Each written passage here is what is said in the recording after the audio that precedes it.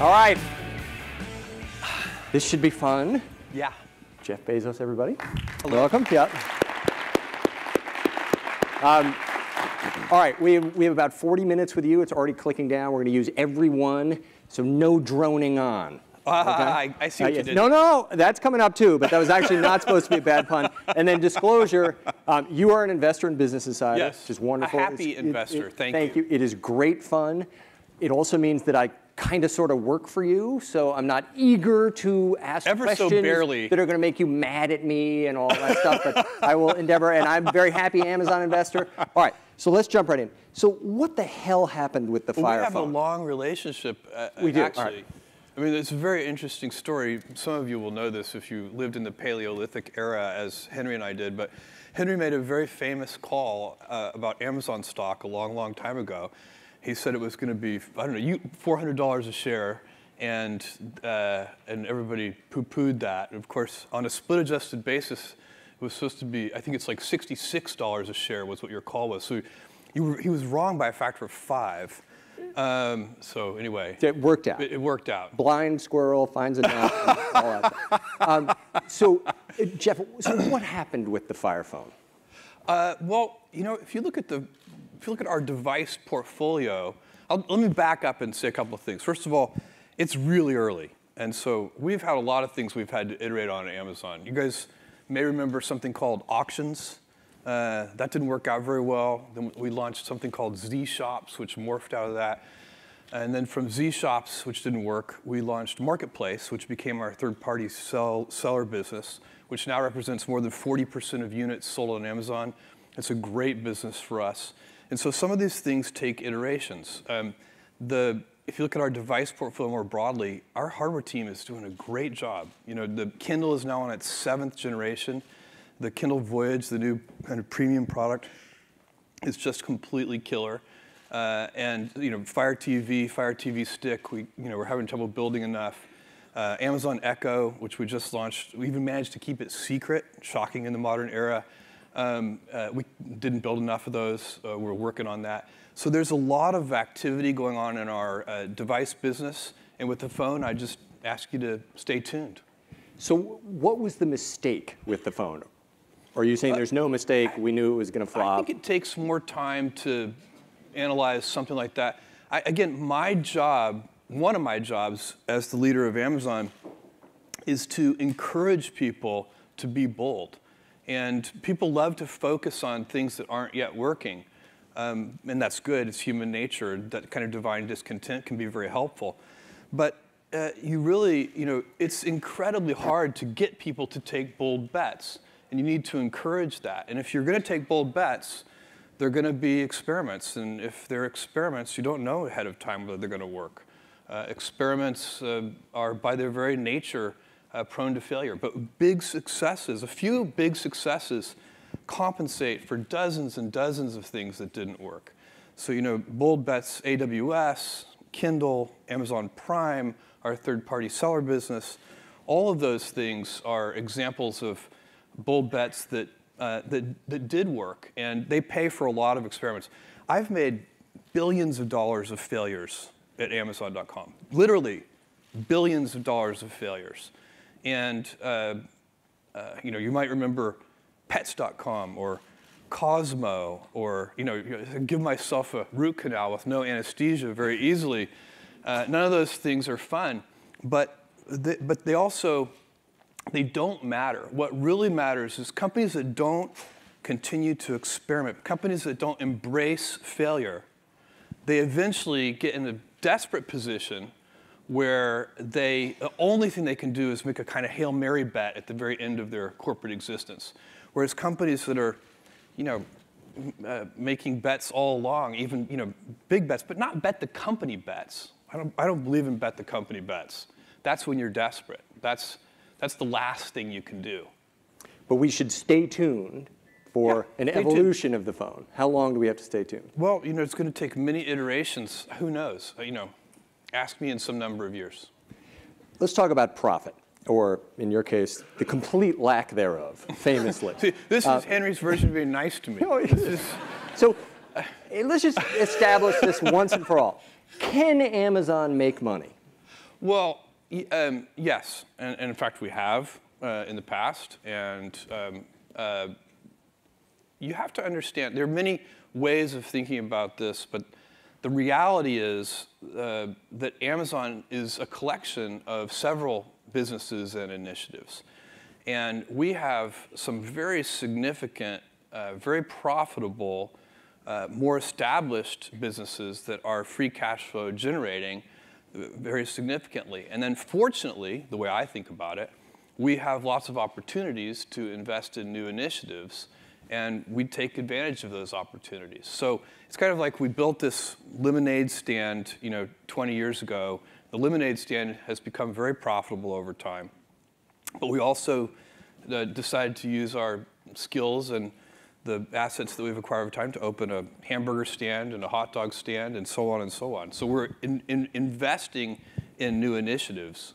And this is certainly what your investors who've been with you for a long time fervently believe. And you ask them, like, why doesn't it bother you the way it bothers some people that the company's not profitable and has an infinite PE and all this stuff? Warren Buffett has this great quote. He says, you can hold a rock concert, and that's okay. And you can hold a ballet, and that's okay. Just don't hold a rock concert and advertise it as a ballet. Investors come in all shapes and sizes. They have different investment horizons, different approaches, different beliefs about what the right kind of portfolio looks like. And so it's not one, people use Wall Street as a shorthand, but there isn't one type of investor. They come in all shapes and sizes. And you have to be super clear about what kind of company you're trying to build, what your approach is. We laid that out in our 1997 annual shareholder letter. We said we were going to take big bets. We said they were going to fail. We said some of them hopefully were going to work. We said we were going to invest for the long term, that we were going to try to take advantage of market opportunities as they arose. And there's a certain kind of investor who is aligned with that approach. And so, again, you can hold the ballet or the rock concert, and both can work. Just be clear about which one you are, and then people can self-select. And so lots of CEOs, I'm sure, would like to learn from you, how is it that I can not be at all profitable and still have an incredibly high stock price by some measures? What is your advice? Is it spend many years explaining we're never going to earn a penny because we're going to be reinvesting it? I would say, it's very difficult for a publicly traded company to switch. So if you've been holding a rock concert and then you want to have a ballet, that transition is going to be difficult. But if you've done it from the very beginning, and then I think it's not that difficult to do. So I have been a shareholder for a long, long time, incredibly happy, rode it up in the bubble, rode it all the way down, hung out for those 7 lean years, and then suddenly it takes off like a rocket ship. Very much a believer in the long term, the investment cycle, the big bets, all that stuff. Even I, last quarter, had a little bit of a gulp when I saw the fact that you were not just breaking even anymore, but losing a boatload of money, and in fact, way more than you even said you were going to lose, which I thought was sandbagging. Oh, they just said they're going to lose, and then they're going to come in with a profit, and the stock's going to soar. It was worse than you said. So when do you begin to say, oh, okay, that's it, we've got to rein it in a little bit? Where's this part where you're extra nice to me because I'm an investor in the company? Is that coming? Because I want to stay around. I'm asking you as a shareholder. Look, we would all love all of our numbers to be smooth lines up and to the right, and that would be terrific. But that's not how it works. Those numbers are output measures. And I guess you could try to manage your quarterly earnings very precisely, but I think personally that would be a mistake. Most of the work that we put into any particular quarter happened years ago. So it's not, there aren't that many knobs you can turn during a quarter. I mean, you can, but they're like eating your seed corn if you turn those knobs. You don't want to do that. And so people.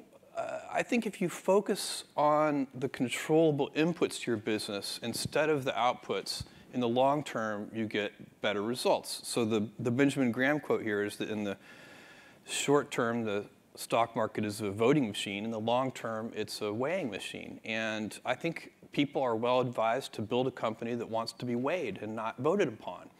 And that means having good return on invested capital and having lots of free cash flow. But if you said to me, if I said, here's a job I would reject. If somebody came up to me and said, Jeff, I want your job to be to drive up the Amazon stock price and just manage that directly. Now, this might sound ridiculous to some of you, but many companies actually do this. They actually go out and they try to sell the stock. That's kind of the final output. And it's much better to say, okay, let's not do that. That's not going to be sustainable. It's kind of a silly approach.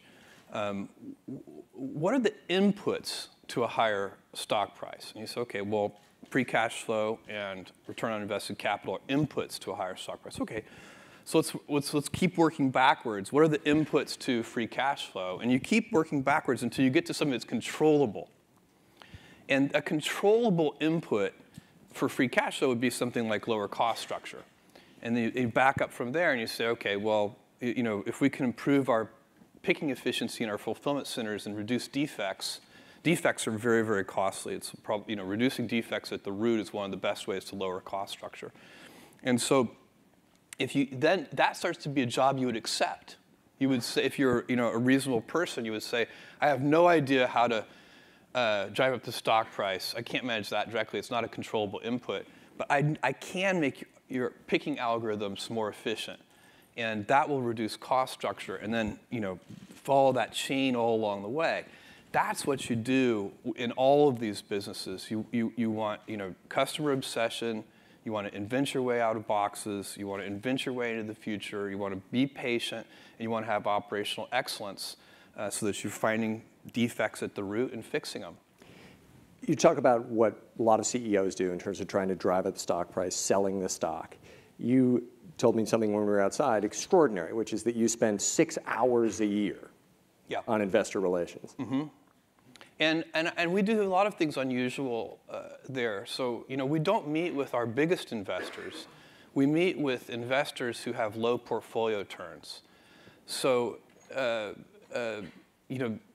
investors that have many investment funds have very high portfolio turns. They turn their portfolio multiple times per year. They're not really investors, they're traders. There's nothing wrong with that. It's just a different thing. But where you're going to spend your time and your energy is one of the most important decisions you get to make in life. We all have a limited amount of time, and where you spend it and how you spend it is just an incredibly levered way to think about the world. And so if you're going to spend time, explaining the stock or the company, really, we don't really explain the stock, we explain the company to people. You should do it to people who are long-term investors rather than traders. That's our point of view. And what do you say to employees when you obviously have some traders in the stock who are not happy and suddenly the stock is down 25% after a quarter? Well, since 1997, at almost every all-hands meeting, we have 2 all-hands meetings a year.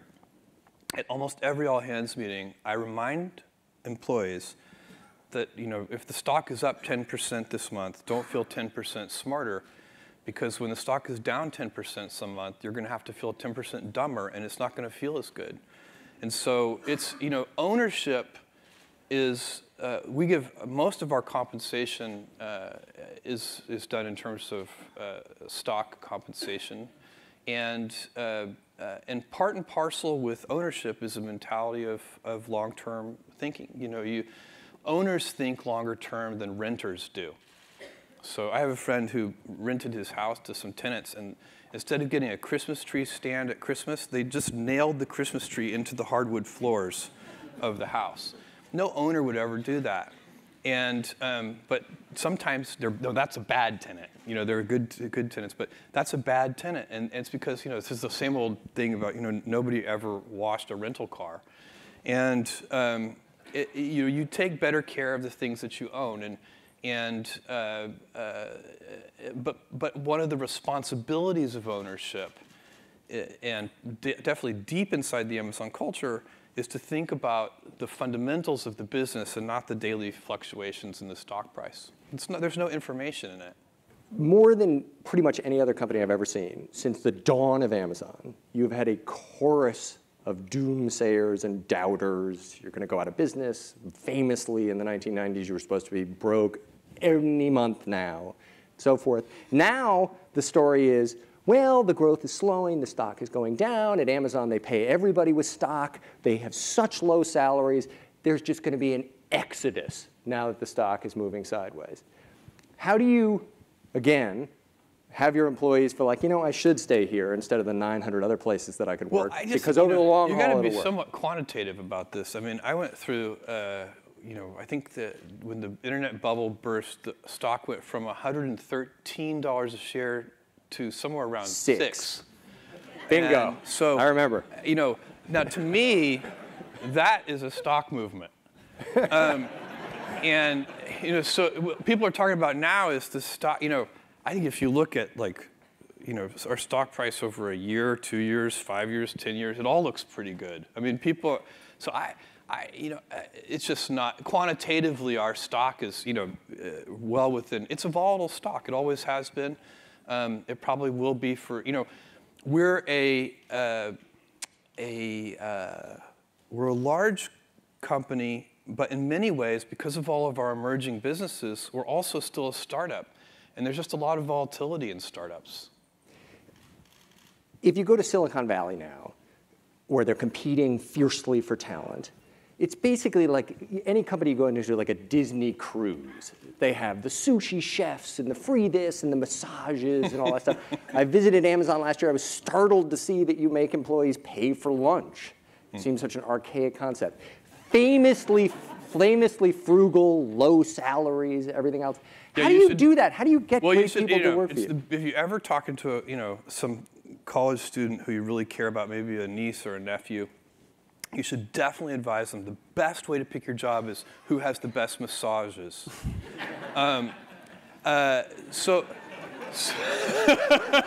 seems to work. That'll be great advice. You'll really lead them in the right direction for the rest of their career. Well, first of all, you know, I'll give you some examples. We do have some very significant benefits at Amazon, besides compensation and restricted stock units and so on and so on. For example, we have an urban campus. It's way more expensive. We could save a lot of money by moving to the suburbs of Seattle. And we have chosen instead to build an urban campus. And it is, I think it's a spectacular benefit for our employees. I think it's one that they appreciate much more than free massages. And I'll give you some startling statistics. 15% of our employees at headquarters live in the same zip code where they work. 20% of our employees walk to work. So an urban campus is so much greener than a suburban campus because people aren't driving and parking and fighting traffic as much. And it's also just way more vibrant, which I personally believe also helps Amazon because it keeps people connected with this vibrant urban area.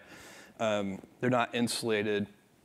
You know, we have an unbelievable food truck scene around our headquarters. It's out of control, actually, how many, and if everybody just came in and had, you know, Amazon authorized food, and you know, there would be no food truck scene. There would be no vibrancy. There would be no connection. So we have windows that open in our buildings. That's unbelievable. Hard to do. I mean, it's like really hard to do. You have to work at it. The HVAC people hate it. They're like, no, you can't open the windows. Then people say, well, what if people leave the windows open while it's raining? I say, well, what if they put bugs in our code? You know, like, it's like, if somebody's gonna leave the windows open when it's raining, at least that'll be visible. You know, like, you know, that's what, you know, all these strange objections, but people, it turns out, really like fresh air. So even though it's complicated to get the, you know, to have people have control of their own windows and it complicates the HVAC system, it's worth doing. And in a mild climate like Seattle, it's also very green. We let people bring their dogs to work. You know, again, some of these things are complicated, but they're all manageable. You know, we have 150,000 employees, 20,000 or so at headquarters in Seattle, I think in 17 years of having dogs at the office, or 18 years of having dogs at the office, we've had like a handful of times where some dog has been, banished because it wasn't polite enough. And so it's, so I guess I kind of reject the premise. I think we have great amenities for employees. They're just not the same as what, kind of what some other companies do, and those are fine too. I don't even claim our way is the right way. I just claim it's ours. How dependent is Amazon on you these days? You famously had a very terrifying experience in a helicopter. Last year, you had a very terrifying experience in the Galapagos. The kidney stone was just painful. It turned out it's not dangerous once you know what you have. Before you know about it, you think you're dying. You think you're going to die for sure. Don't recommend that. Stay hydrated. Anyway. The question is, my opinion is that I can do some things that Amazon that would be hard for other people to do only because of my history with the company. And as the company has grown, of course, my job has changed very much. And it has, my main job today is I'm kind of I work hard at helping to maintain the culture. A culture of high standards, of operational excellence, of inventiveness, of willingness to fail, willingness to make bold experiments. I'm the guy. I'm the counterbalance to the institutional no who can say yes. But I won't. I'm not going to be here forever. Amazon is a really many of the traits that make Amazon unusual are now deeply ingrained in the culture. In fact, if I wanted to change them, I couldn't. If I decided tomorrow that I wish Amazon did less pioneering and more close following, I couldn't do it. The culture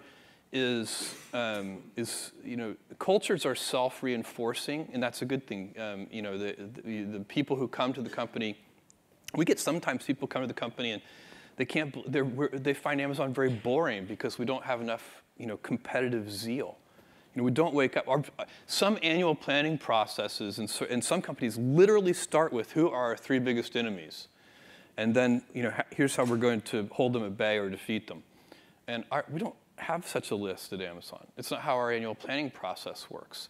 And so, but if you're on the other hand, if you're the kind of person who gets up in the morning and says in the shower time, what can we invent for customers and what can we do differently and how can we improve that experience and so on, then it's going to be a playground. I still run into work, by the way. I took my family on vacation to France, my wife's extended family. There were about 20 of us.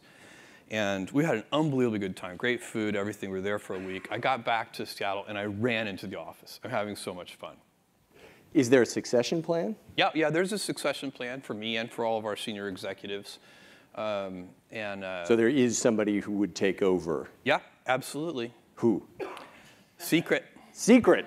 Okay. A person who would be entrusted with a lot. Hachette. Hachette. You just had a very famously public, bitter fight with Hachette. A couple of questions. One, over the price at which you were allowed to sell their books, I believe. First of all, were you surprised at the amount of animosity that was directed at Amazon? Well, my view is, in this incident and actually in our entire history, I think we've been treated extraordinarily well by the press and the media, certainly by customers. So I have no complaints. I think we've been just treated way above average over time, and I'm grateful for that. Retailers negotiating and fighting with suppliers is not a new phenomenon. Rarely does it break through into kind of a public fight, and mostly it's not. But it's an essential job of any retailer to negotiate hard on behalf of customers, and that's what we do. And so if you have to keep doing that, it's part of our job. If there was no negotiation and you could dictate to everybody exactly what the terms were going to be, what would the future be for authors? So the most important thing, when you're thinking about books, the most important thing is constantly encouraging, the kind of incumbent, participants in the book industry to think this way. The most important thing to observe is that you have to draw the box big. Books don't just compete against books. Books compete against people reading blogs and news articles and playing video games and watching TV and going to see movies. Books are the competitive set for leisure time, and it takes many hours to read a book. It's a lot. It's a big commitment, and if you narrow your field of view and only think about books competing against books, you make really bad decisions. And so what we really have to do, if we want a healthy culture of long-form reading, and you have to differentiate between short-form reading and long-form reading. If you want a healthy culture of reading, book-length things, you've got to make books more accessible.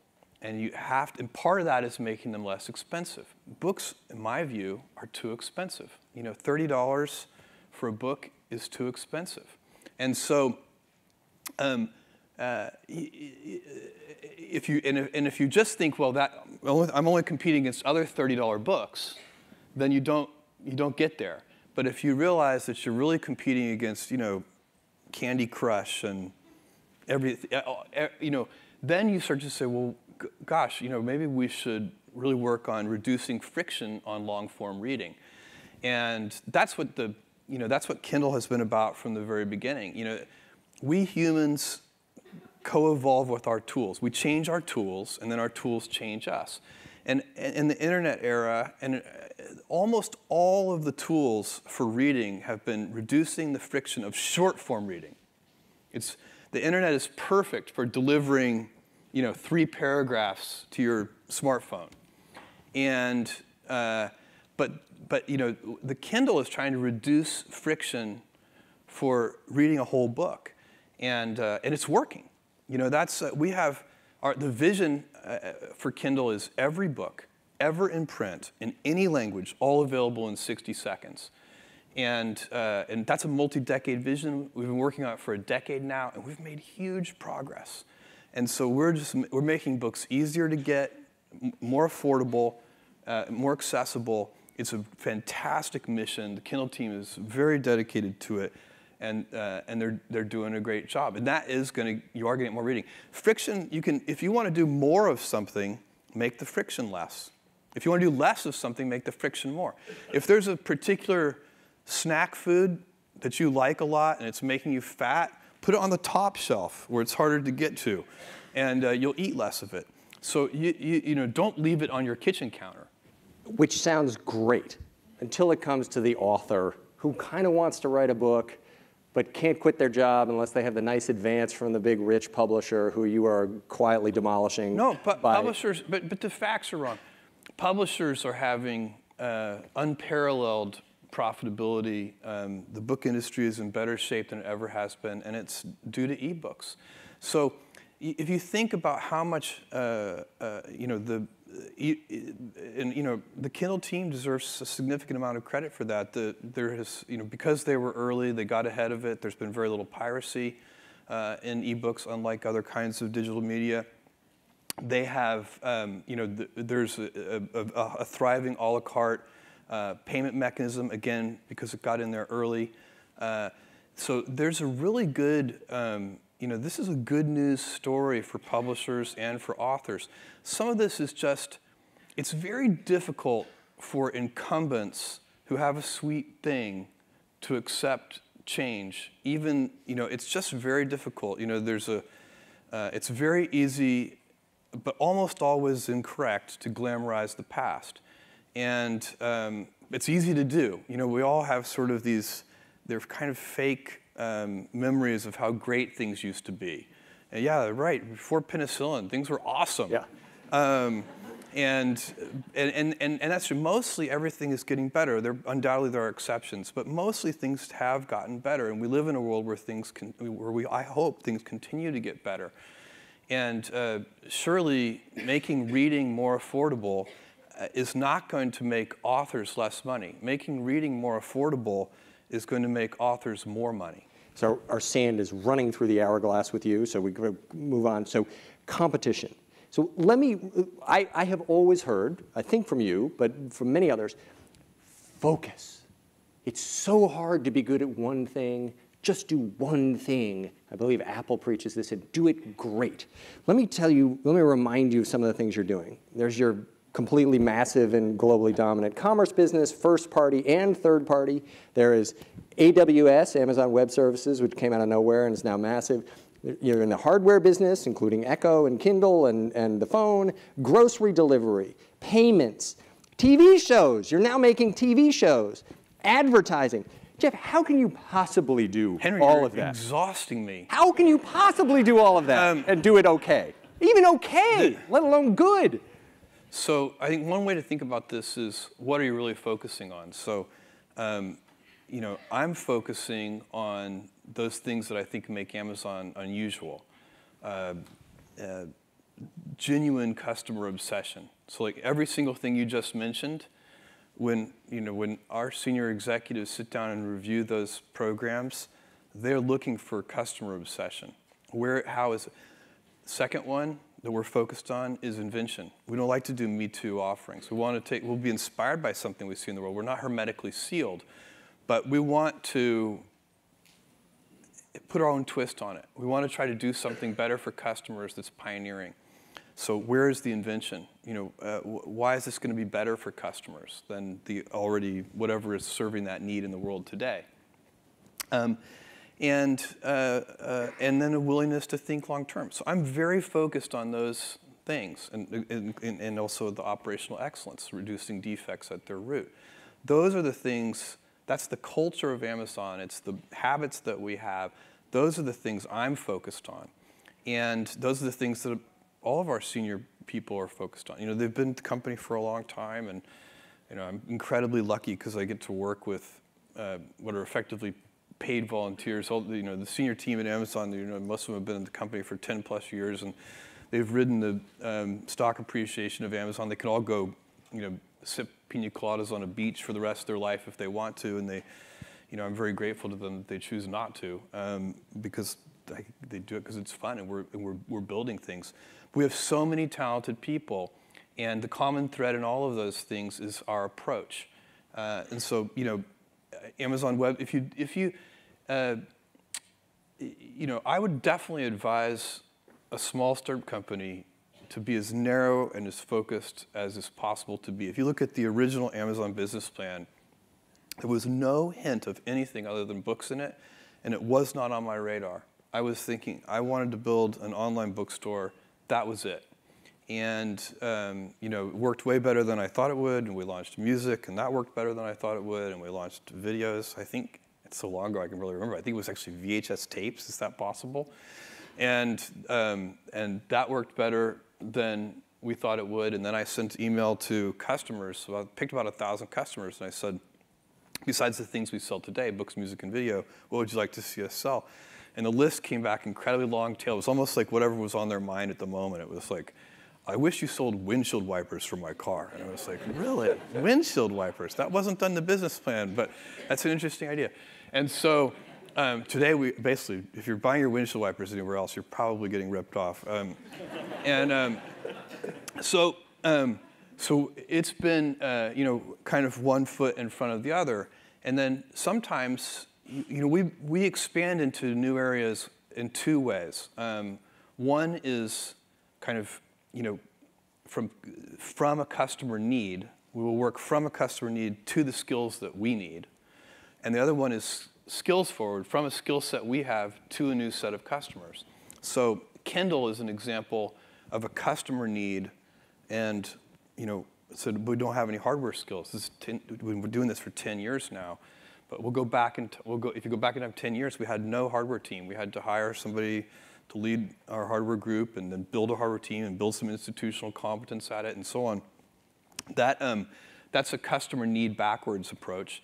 And then skills forward, a great example of that is Amazon Web Services. We had the skills to do AWS. We had probably more distributed computing expertise than anybody else in the world because of the transactions. Transaction systems are so complicated and hard to build, and we had a service-oriented architecture of great complexity, probably before anybody else.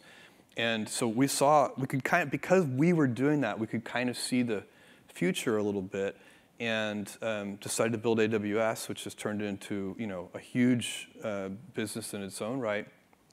And that is, if you were always, business is very situational. And so rules of thumb are good, but they have to be applied to the right situation. So sometimes the old maxim that you should stick to the knitting is correct, but sometimes the adage that you should stick to the knitting is wrong. And a senior leader's job is to figure out in which situation are you. Drones. You had this amazing commercial on 60 Minutes last year at this time about this fantastic future when drones are going to fly out and bring me my package and it's going to be right there. And immediately, everybody in the country and probably around the world was saying, great, when? Yeah. When? Well, that's a difficult question to answer. Technology is not going to be the long pole. The long pole is going to be regulatory. And in fact, I just went and met with the Primaire team and saw like the 10th or 11th generation of drone. I can't remember, flying around in the cage. And it's truly remarkable. I mean, a lot of this is it's not just the physical airframe and electric motors and so on and so on. The most interesting part of this is the autopilot and the guidance and control and the machine vision systems that make it all work. But the long pole in this tent is going to be regulatory, and that is very difficult to predict. I bet you the Primaire team, the ratio of lawyers to engineers on the Primaire team is probably the highest at Amazon. Is this a situation where everyone else in the world except Americans is going to get drone deliveries? I think it is sad but possible that the US could be late. It's highly likely that other countries will do it first. We'll see. Maybe I'm wrong. I may be too skeptical. I hope I'm wrong. You turned 50 recently. Yeah. Any change outlook on life? No, not really. I'm still dancing into the office. I love my life. I have 4 kids.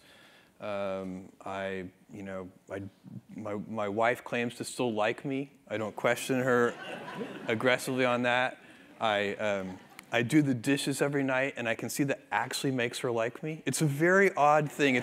I do that too. I'm pretty convinced it's like the sexiest thing I do. You had a book written about you recently at Amazon. Yeah. Have you read it? Yes, I read it. And? I think, I could say many things, but I would say that the first half of the book does an extraordinarily good job of capturing the culture of Amazon in the early days. Very, very good. I would also say that, I get way too much credit in the book. There are a lot of people who have played huge roles in Amazon's history, and they're kind of almost completely left out or just barely mentioned. And so, I don't know, maybe someday I'll write that book and make sure that those people get their credit. Your wife reacted to the book with an incredibly long defense on Amazon as a comment, incredibly well written, say, "This is not my husband." Who was right? I mean, it sucks to have stuff written about you. You don't think I'm going to sit up here on stage and tell you my wife is wrong? There we go. Henry, I don't even know where you're going. What was she objecting to? Well, she was there in the early days, and look, you've been a public figure. You still are, but you had more public figureness in your earlier, stock analyst days. I've been a public figure. You get used to everything being wrong about you. It's sort of, anytime you think you know a public figure from their media, you really don't. I've gotten to know several public figures. You don't know them. You can't tell that Bill Gates is an amazing dad. I know that. But it's very hard. But other people, like my wife, she doesn't have as much experience with this, and so I'm like, doesn't matter. Fair enough. What do you like as a dad? Me? Let's see. Boring? Well, work all the time? What am I? I have 3 boys and a girl. The oldest is 14. He was the last person in his class to get a smartphone, which he reminded me of frequently. When the second to last person got a smartphone, he sent an email message to all of his classmates that said, "And then there was one." And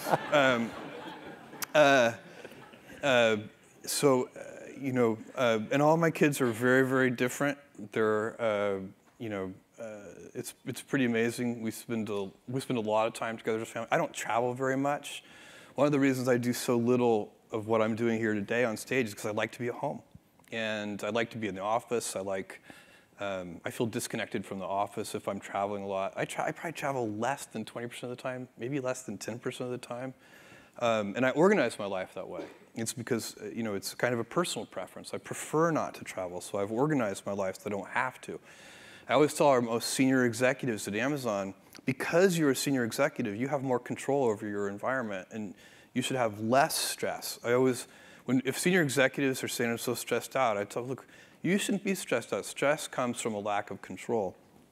And you should because you're a senior exec, you have more control of your environment. Figure out what it is that's causing you stress and figure out how to do less of it. Bring somebody on your team who's good at that or who likes doing it and have them shore you up in that regard. So I'm very, very lucky. I'm lucky in so many ways, but I won a lot of lotteries in life, and I'm not just talking about Amazon. It's a certain kind of financial lottery for sure, but I have won so many lotteries. I mean, my parents are both amazing role models. My grandfather, my mom had me when she was 17, which she says, don't do that. It's not her reco. Her dad had to fight to keep her in high school. She had a pregnant mother in high school in the 1960s in Albuquerque, New Mexico. Difficult situation. And so, but, I have had so many good, my dad was hardworking. He worked for Exxon for 33 years. And so, that's, in life, we get a lot of, rolls of the dice. And one of the big rolls of the dice is, who are your early role models? And so I try to do that for my kids. Washington Post. So you may not know this, but no one knows how to get to you. So when they have questions about what you're doing at the Washington Post, they come to me, which is interesting. I answer as best I can. Why did you buy the Washington Post? Well, first of all, I was not seeking to buy a newspaper. I wasn't like out there, in the market for, pounding the pavement. Anybody got a newspaper for sale? I was approached through an intermediary by Don Graham, and as it happens, I've been friends with Don Graham for about 15 years now. And I was very surprised when I got the phone call, and I said, why would I even be a candidate to buy the Post? I don't know anything about the newspaper business, and that was my biggest concern. I went through a few gates before deciding to buy the Post. One of them was, is it an important institution? And that was an easy gate to go through. It is, and I wanted, and for that reason I wanted to help. But the second one was, is it hopeless? Because I also didn't want to do it if it just couldn't possibly work. And I finally convinced myself I became very optimistic. And actually, in the intervening year, I've gotten even more optimistic. So I'm very optimistic about the future of the Post. But if it weren't an important institute, I wouldn't want to, for example, there are financial difficulties in all newspapers because of the radical disruption that the internet has caused to traditional newspapers. It used to be that, if you were a one newspaper town, that thing was a printing press for money. It was just the newspapers in one newspaper towns just spun off cash, huge amounts of cash. And that's just not true anymore. The world has completely changed. And advertisers have tons of options for how to reach people in local areas, and so there's many. We could talk for an hour on just that topic. It's a very interesting one. But the internet has radically disrupted traditional newspapers, and so there's a lot of invention and experimentation to be done to put that. And so Don finally convinced me after many conversations that even though I didn't know anything about the newspaper business, I did know something about the internet and something about companies reacting to the internet and how those knobs work. And so that combined with the financial runway that I can provide to the Post is the reason that I bought the company. And I'm glad I did. I have had a lot of fun. I'm learning a lot.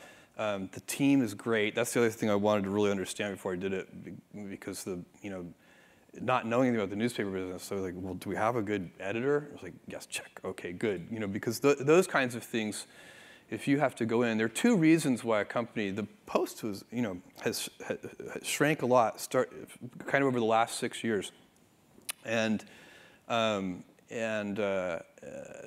terms of revenue, and also in terms of employee count in the newsroom and in other places. So I wanted to be sure that we still had a good team. I didn't want to have to walk in and find that the team was all a shambles. That I just didn't have confidence in my ability to fix that. So great team, including the technology team. In fact, you guys should. There's a panel today. Shailesh, who leads all of technology at the Washington Post, is speaking today. I think at 4 o'clock on Old Dogs, New Tricks, or something like that. Shailesh is amazing. So he's just an example of the leadership team that we have in place at the Post. Why are you more optimistic? Nobody else is optimistic about newspapers. Well, I'm optimistic because of some of the changes that we've seen in online readership, and that curve is moving in the right direction.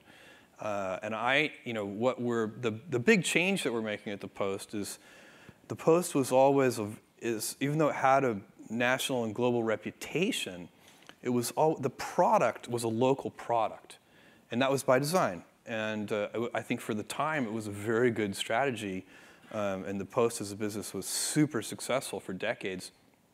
But that is what we're changing. We are in the process of remaking the Post in that way, so that it can also be.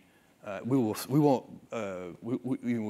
continue to do good local coverage in Washington D.C. But the Post has the good fortune of being the newspaper of the capital city of the United States of America, and that's a great starting point to be a national and even a global publication. So that's the thing that's changing, and the newsroom is doing an amazing job embracing that change.